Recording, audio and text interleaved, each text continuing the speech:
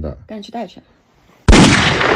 分床睡了10几年了，要不是这个牙套，估计我俩早就离了。这个还是我朋友出去时候给我带回来的，在国外特别火。之前那些喷的、贴的、塞的，还有那个又贵又占地方的呼吸机都用过，最后发现真正好用的还是这个根据打呼噜设计的牙套。刚戴的时候，早晨起来整个牙都是酸的，然后戴了2、3天适应了以后，发现 APP 都记录不到了。其实打呼噜啊，就睡着以后啊，舌头跟下巴往下沉，然后把这块压住，它就是把你的下颌固定住，睡着以后就不会因为放松而下巴后坠，把这块给你抬起来，就不会压着了。通了以后自然也就没声音了。早晨起来放进这里消毒清洗一下，然后装进这个收纳盒里，出门带着也方便。第一次用的时候啊，现在用开水烫一下，然后咬一个属于自己齿形的牙模，就保证每一个人都是独一份，不用担心是别人退回来的，而且贴合你的牙齿，就你睡觉怎么翻身都不会掉，戴一晚上也不会嘴巴干流口水，也不用担心买回来是智商税啊，它可以支持免费试用，还送3段可替换的牙胶，奶嘴级别的材质啊，用着也放心。尤其像我这种马上40的人啊，你去查一下呼吸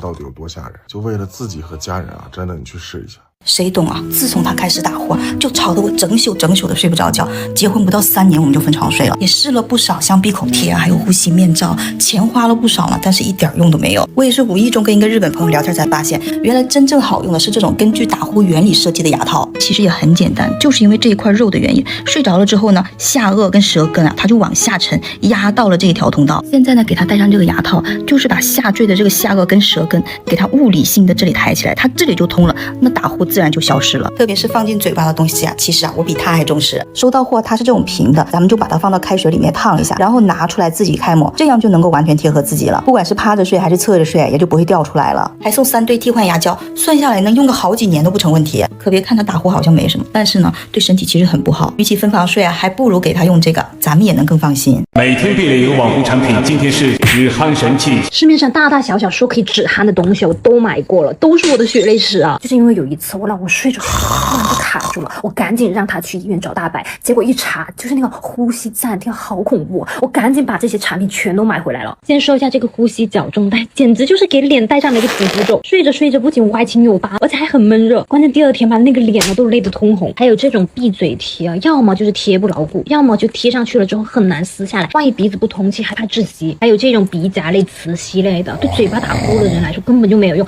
而且你到半夜的时候还会掉的找不到。它这个解决的是鼻子堵的问题，但是大部分打呼还是因为你张开嘴巴的时候舌根后坠，所以这玩意吧对真正打呼噜来说是无解的。还有这种喷鼻子的，喷的那一下可难受了，而且它也是针对鼻堵的，对打鼾来说根本没用。呼吸机确实能解决打呼噜，但实在戴不习惯，有时候半夜还会被吸进去的那个气给憋醒，早上起来之后头昏脑胀的，这个脸还会勒得一脸印子。如果你勒不紧的话，它就会漏气，而且那个机器会嗡嗡响。关键呼吸机也不便宜，你差一点的话要2、3千，好一点的也得7、8千。主要是它这个管子吧，你就特别长，你一翻身压着也很不舒服，2个人直接就分房睡了。我老公就用了2、3晚吧，现在都闲置大半年了。原本我是打算放弃的，结果误打误撞用的这个牙套真的很管用。我老公刚戴上那一晚上吧，哇，直接就安静了。它这个原理很简单，就是通过顶住我们的牙齿，防止我们的舌根后坠，就不要压住我们的呼吸道。这一块通畅了之后，它自然就不打呼了。其实外面口腔肌肤它也有，但是得去它那里开模的话，一个也得好几千，这就是能够自己在家里面开模的简易版。关键它还给你试用，如果你觉得不好用啊或者不舒服什么的，你可以直接退掉。我们买到收到手之后都是这种平的，不用担心是别人用过的。就把这个新牙模放在热水里面泡1分钟，拿出来之后自己咬一咬，就能够得到一个完全贴合自己牙齿的形状，哪怕你睡觉的时候也不容易掉，第2天牙齿也不会酸。它有点小贵，但是我真的建议所有打呼的人都备上一套。而且他们家现在是新品上新，你买1个的话还送你3个替换的牙胶，反正够用好几年。但是一个 ID 只能够买1单，如果下面还有货，我建议你们直接入有消毒盒那个，用起来也方便。没有货的话，你平时拿清水冲一冲也是可以用的。